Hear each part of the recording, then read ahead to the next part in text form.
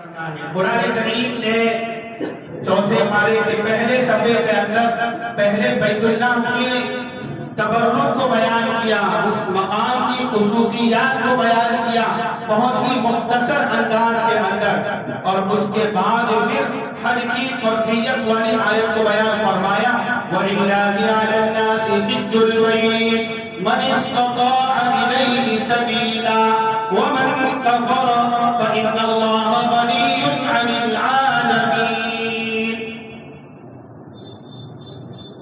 قرآن کریم کے اندر جتنے بھی احکامات کی فرضیت کو بیان فرمایا ہے اللہ تعالیٰ نے، نماز کی فرضیت قرآن سے ثابت ہے، روزے کی فرضیت قرآن سے ثابت ہے، زکوٰۃ کی فرضیت قرآن سے ثابت ہے، ان ساری چیزوں کی فرضیتیں قرآن سے ثابت ہے،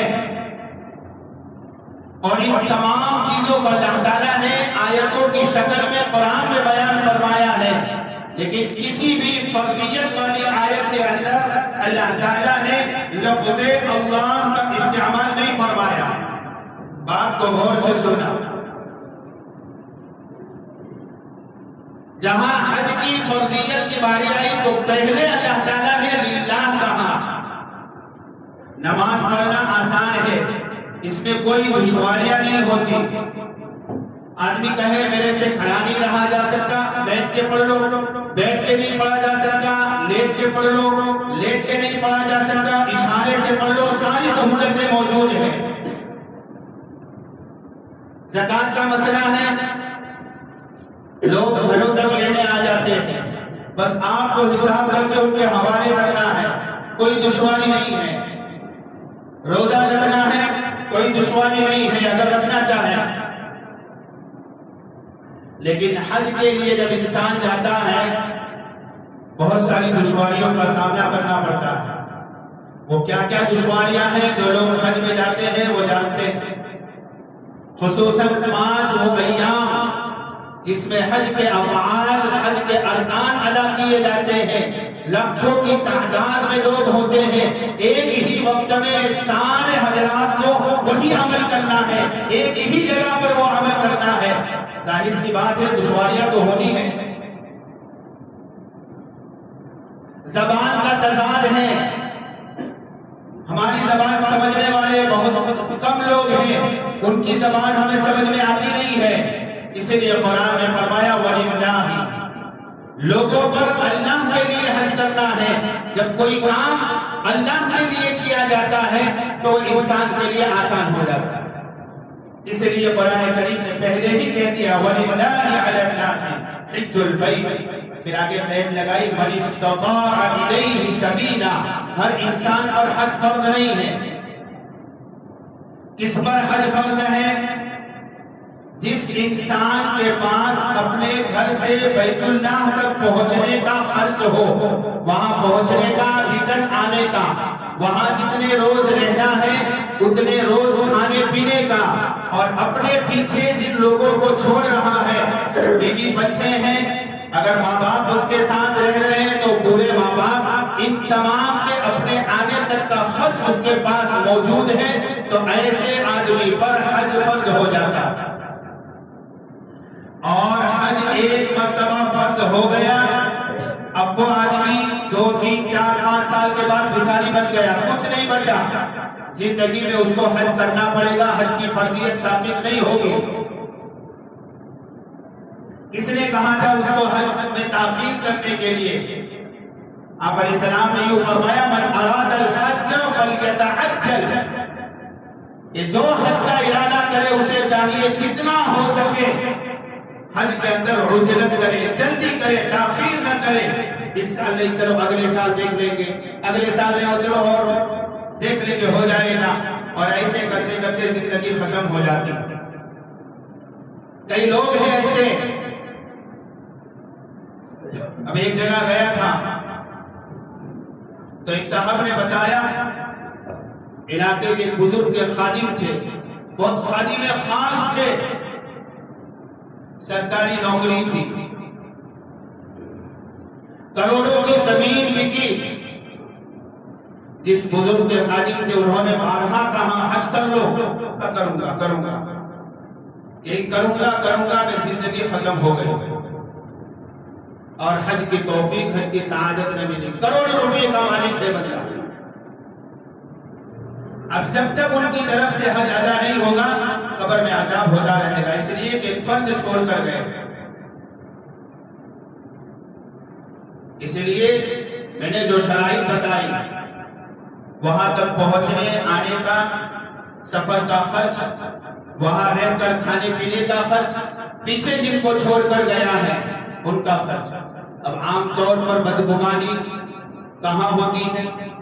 شوہر پر حج فرض ہو گیا ہے، وہ کیا سوچتا ہے ابھی میرے پاس صرف میرے حج کے اخراجات میں بیوی کا خرچ نہیں ہے، اتنے مبارک سفر پر جانا ہے، اب بیوی کو چھوڑ کر جاؤ، یہ عقل مندی کی بات نہیں ہے. تو وہ بیوی کے حج کرانے کے چکر میں اپنے فرض کو تاخیر کرتا ہے. شریعت کی نگاہ میں یہ حماقت ہے. جب اس پر حج فرض ہی نہیں ہے پھر زبردستی کی اس بات کی. اور اگر بائی چانس اس پر حج بعد میں فرض ہو بھی گیا لیکن اس کا کوئی محرم نہیں ہے ساتھ میں لے جانے والا، تو عورت پر حج اس وقت فرض نہیں مانا جائے. یہ شریعت کا مسئلہ ہے اور گورنمنٹ ہماری اس کے خلاف اسکیم نکال رہی ہے. آپ لوگ جانتے ہوں گے بغیر محرم کے عورتیں حج پر جا سکتی ہیں. یہ پچھلے کچھ سالوں سے گورنمنٹ نے اسکیم نکالی ہے. یہ شریعت کے خلاف ان کی مداخلت ہے. یہ مسلم دشمنی کی زندہ مثال ہے. بہرحال تو قرآن کریم نے اس آیت کے اندر فرمایا من استطاع الیہ سبیلا، جس کی استطاعت ہو وہی آدمی پر حج فرض ہے. پھر آگے یہ فرمایا ومن کفر، کوئی بندہ حج کا انکار کر دے، حج نہ کرے، اللہ تعالیٰ نے سزا کا اعلان نہیں کیا بلکہ یہ فرمایا فإن اللہ غنی عن العالمین. تم کیا پوری دنیا کے لوگ حج سے رک جائیں؟ اللہ کو کسی کے حج کی ضرورت نہیں ہے. غنی عن العالمین، وہ ساری دنیا کے حاجیوں سے بے نیاز ہے. یہ تو تمہاری بھلائی، تمہارے فائدے کے لیے اس رب نے تمہیں وہاں جانے کے لیے اسباب کیے ہیں. اس لیے بھائیو، دوستو، بزرگوں، اپنے اوپر اگر حج فرض ہو گیا ہے علماء سے مفتیان سے معلوم کرو.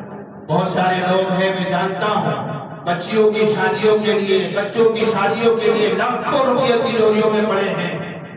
اکاؤنٹ چیک کرو ان کا لاکھوں روپے پڑے ہیں ان کے. اس لیے بچی کی شادی آ رہی ہے، لڑکا جوان ہو گیا ہے. شیخ الاسلام حضرت مفتی محمد تقی عثمانی دعوت فیوزہم نے اپنی کتاب میں لکھا ہے، کچھ وجوہات لکھی ہیں جن وجوہات کی بنیاد پر لوگ حج کے اندر تاخیر کرتے ہیں، ٹال مٹول کرتے ہیں. اس میں ایک وجہ یہ لکھی ہے بیٹی کی شادی باقی ہے اس لیے حج کے اندر تاخیر، چونکہ اس میں لاکھوں روپے خرچ کرنے ہیں. وہ لاکھوں روپے آپ کے پاس، آپ کی ملکیت میں ہے، آپ پر حج فرض ہو گیا. اب چاہے آپ اس کو اپنی بیٹی بیٹے کی شادی میں اڑائیں یا حج کی فرضیت ادا کریں. اس لیے اولاد کی شادی کی وجہ سے حج جیسے اہم فریضے میں تاخیر کرنا شرعاً بالکل بھی جائز نہیں ہے. دوسری وجہ جس کی وجہ سے لوگ حج پر نہیں جاتے، بوڑھے ماں باپ گھر کے اندر ہیں، ان کی حیثیت نہیں تھی، ان کی استطاعت اور استعداد نہیں تھی کہ ان پر حج فرض ہو. بیٹا پڑھ لکھ کر اچھی نوکری کر رہا ہے، اچھی آمدنی آ رہی ہے، اب بیٹے پر حج فرض ہو گیا. بیٹا کیا کہتا ہے؟ ماں باپ سے پہلے میں حج نہیں کر سکتا ورنہ یہ ماں باپ کی توہین ہے. جب ماں باپ پر شریعت نے حج فرض ہی نہیں کیا، سوال ہی نہیں پیدا ہوتا. اس لیے یہ بھی خود ساختہ مسائل میں سے ایک مسئلہ ہے، اغلاط العوام جس کو کہا جاتا ہے. بڑے ماں باپ بیٹھے ہیں، آپ پر حج فرض ہے، استطاعت ہے تو ساتھ لے جاؤ، اگر نہیں ہے تو آپ اپنا فریضہ حج ادا کرو. کوئی گناہ نہیں ہے، کوئی توہین نہیں ہے، کوئی بے ادبی نہیں ہے. تیسری ایک چیز لوگ کیا سوچتے ہیں، تھوڑی عمر گزر جائے، ابھی جوانی ہے، حج کر کے آؤں گا پھر گناہوں کی طرف دل مائل ہو جائے گا، حج کا فائدہ نظر نہیں آئے گا. اس میں تھوڑی عمر ہو جانے دو، 40 پلس ہو جائے، 45 پلس ہو جائے، 50 پلس ہو جائے، پلس کرتے کرتے پلس کور ہو جاتا ہے۔ حج جو ہوتا ہے وہ جوانی کا حج ہوتا ہے، اس لیے کہ وہاں جانے کے بعد انسان کو سب سے بڑی عبادت جو کرنی ہے وہ بیت اللہ کے طواف کرنے، اور بوڑھا آدمی 2 چکر کرنے کا تھک ہار کر بیٹھ جائے گا، تو وہاں جوانوں کی ضرورت ہے۔ اللہ نے مال دیا ہے، دولت دی ہے، بڑھاپے کا انتظار نہ کرو، حضور کی حدیث میں فلیتعجل، جلدی کرو وہاں پہنچنے میں۔ تو یہ 3 اسباب شیخ الاسلام نے لکھے ہیں جس کی وجہ سے لوگ حج کے اندر تاخیر کرتے ہیں۔ حدیث پاک کے اندر سرکار دو عالم صلی اللہ علیہ وسلم نے ارشاد فرمایا، من ملک زادا وراحلتا تبلغه الى بیت اللہ الحرام، جس آدمی کے پاس اتنا مال ہے، زادا وراحلتا تبلغه الى بیت اللہ الحرام، کہ وہ اپنے اس مال کے ذریعے سے رب ذوالجلال کے گھر تک پہنچ سکتا ہے، وَلَمْ يَحُجَّ، اس کے بعد بھی وہ حج نہیں کرتا، سرکار دو عالم صلی اللہ علیہ وسلم فرماتے ہیں، فَلَا عَلَيْهِ، مجھے ایسے امتی کی، ایسے مسلمان کی کوئی پرواہ نہیں ہے، أَن يَمُوتَ يَهُودِيًّا أَوْ نَصْرَانِيًّا، کہ وہ یہودی کی موت مرے یا نصرانی کی موت مرے۔ آپ کو معلوم ہے سرکار کو اپنے امت کے ایمان کے بقا کی کتنی فکر تھی۔ چچا ابو طالب دنیا سے رخصت ہو رہے ہیں، زندگی بھر کا احسان ہے، خدمت کی ہے، اب زور لگا رہے ہیں، حالانکہ کلمہ پڑھا نہیں ہے، کلمہ پڑھانے کے لیے زور لگا رہے ہیں کہ میرا ایک محسن جس نے زندگی بھر میری خدمت کا فریضہ انجام دیا، وہ میرے ہوتے ہوئے دنیا سے بغیر ایمان کی جائے۔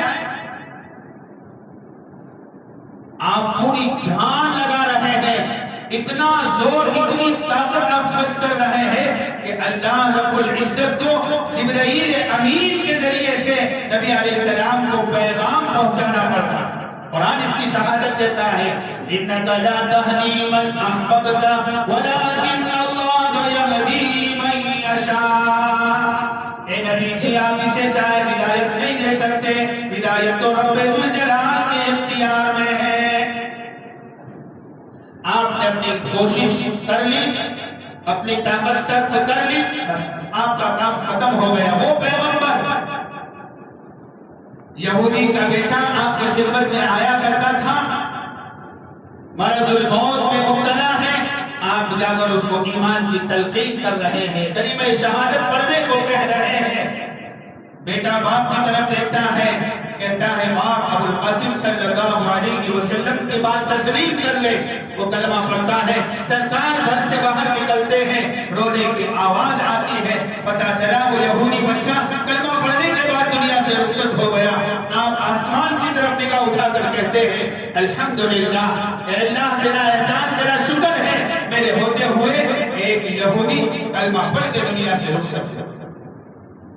وہ پیغمبر حج نہ کرنے والوں کے بارے میں یوں کہہ رہا ہے، فَلَا عَلَيْهِ أَن يَمُوتَ يَهُودِيًّا أَوْ نَصْرَانِيًّا، استطاعت کے باوجود حج نہ کرے، مجھے کوئی پرواہ نہیں ہے ایسے امتی کی کہ وہ یہودی ہو کر مرے یا نصرانی ہو کر مرے۔ سوچنے کا مقام ہے بھائی، کتنی بڑی وعید ہے، اس لیے اپنا محاسبہ کرو، اپنا حساب کرو اور جاؤ وہاں۔ حدیث میں آتا ہے حاجی کبھی کنگال نہیں ہوتا۔ ایک مرتبہ آپ نے حج کر لیا، حدیث میں ہے، حدیث کی بات غلط نہیں ہو سکتی، کبھی آپ پر فقر و فاقہ نہیں آئے گا۔ حضرت شیخ رحمت اللہ علیہ جن سے میں نے بخاری پڑھی، اکثر جب حج کا بیان پڑھاتے تھے بخاری کے اندر، مسلم کے اندر، جب یہ احادیث آتی تھی تو کہتے تھے کہ میرا زندگی کا تجربہ ہے، حج سے پہلے اخراجات کے لیے تنخواہ ناکافی ہوتی تھی، لیکن جب سے حج کیا ہوں کبھی میری جیب خالی نہیں ہوئی۔ ہمیشہ یہ بات اپنے اسباق کے اندر اپنے تلامذہ سے کہتے تھے۔ حدیث کہ بات ہو اور غلط ہو ہی نہیں سکتا۔ دوسری حدیث کے اندر اللہ کے نبی علیہ السلام نے فرمایا من حج فلم يرفث ولم يفسق رجع من ذنوبه كيوم ولدته امه، جس نے حج کیا کوئی فسق و فجور کی بات نہیں کی، کوئی گندی بات نہیں کی، کوئی گندا کام نہیں کیا، ناجائز کام نہیں کیا، رجع من ذنوبه، تو وہ جب حج سے واپس لوٹتا ہے تو ایسا لوٹا ہے گناہوں سے پاک صاف ہو کر جس طریقے سے ماں کے پیٹ سے جنا ہوا آج کا بچہ جس کے ذمہ کوئی گناہ نہیں ہوتا، حدیث کہہ رہی ہے وہ اس طریقے سے پاک صاف ہو کر لوٹتا ہے۔ اس حدیث کے تحت میں شارحین نے لکھا ہے کہ جس طریقے سے حدیث کے الفاظ ہیں، ظاہری الفاظ سے ایسا معلوم ہوتا ہے کہ صغیرہ اور کبیرہ تمام گناہ انسان کے حد سے دھل جاتے ہیں۔ ایک اور حدیث کے اندر آپ علیہ السلام سے پوچھا گیا ای الاعمال افضل، سب سے افضل عمل کون سا ہے؟ تو آپ نے فرمایا ایمان باللہ و رسولہ، اللہ اور اس کے رسول پر ایمان لانا۔ قیل ثم ماذا، پھر آپ سے پوچھا گیا اس کے بعد، تو آپ نے فرمایا جہاد فی سبیل اللہ، اللہ کے راستے میں جہاد کرنا۔ قیل ثم ماذا، پھر پوچھا گیا جہاد کے بعد سب سے افضل عمل کون سا ہے؟ تو آپ نے فرمایا قال رسول اللہ صلی اللہ علیہ وسلم حج مبرور، جہاد کے بعد سب سے افضل عمل وہ حج مبرور ہے۔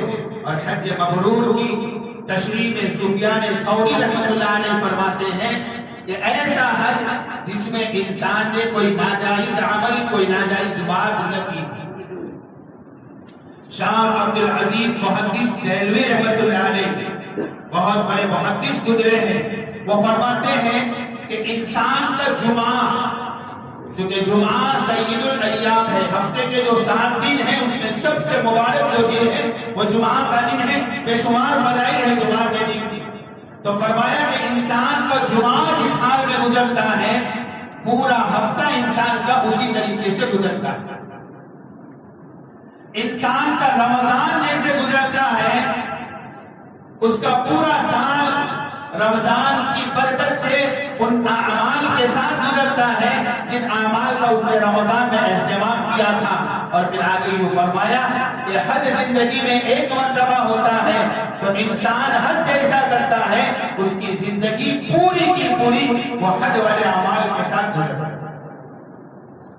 ایک اور حدیث کے اندر امام طبرانی رحمۃ اللہ علیہ نے اس حدیث کو نقل کیا ہے ان لکل زائر حق علی المزور حقا یا داؤد، اللہ تعالیٰ اپنے نبی حضرت داؤد علیہ السلام سے مخاطب ہو کر یوں کہہ رہے اے داؤد، آنے والے مہمانوں کا میزبان پر حق ہوتا ہے، ان لکل زائر حق علی المزور حقا یا داؤد۔ پھر آگے اللہ تعالیٰ یہ فرماتے ہیں ان لہم علی ان اعافیہم فی الدنیا واغفر لہم اذا لقیتہم۔ حاجی میرے دربار میں آتے ہیں، وہ میرے مہمان ہیں، میں ان کا میزبان ہوں، مجھ پر حق ہے ان کی میزبانی کا، تو دنیا کے اندر میں ان کی میزبانی کروں گا ان اعافیہم، ان کو عافیت دے کر۔ میں نے رمضان میں بیان میں عرض کیا تھا کہ مسلمانوں کے لیے دنیا کے اندر سب سے بڑی نعمت ایمان کے بعد اگر کوئی ہے تو وہ عافیت ہے، عافیت سے بڑی کوئی دولت، کوئی نعمت ایمان کے بعد نہیں ہو سکتی۔ تو حج پر عافیت دنیا کے اندر صاف لفظوں میں حدیث میں ہے ان اعافیہم فی الدنیا، کہ دنیا میں اللہ تعالیٰ اس کے لیے عافیت لکھ دیں گے، اور مرنے کے بعد انسان کے لیے سب سے بڑی نعمت ہے مغفرت۔ تو اللہ تعالیٰ کہہ رہے حاجی کے لیے جب وہ مجھ سے ملے گا ان اغفر لہم اذا لقیتہم، جب میری اس سے ملاقات ہوگی میں اس کے لیے مغفرت لکھ دوں گا۔ اس سے بڑی فضیلت کیا ہو سکتی؟ حج المبرور لیس له جزاء الا الجنہ، حدیث میں یوں فرمایا کہ حج مبرور اس کا بدلہ جنت کے علاوہ اور کچھ نہیں ہو سکتا۔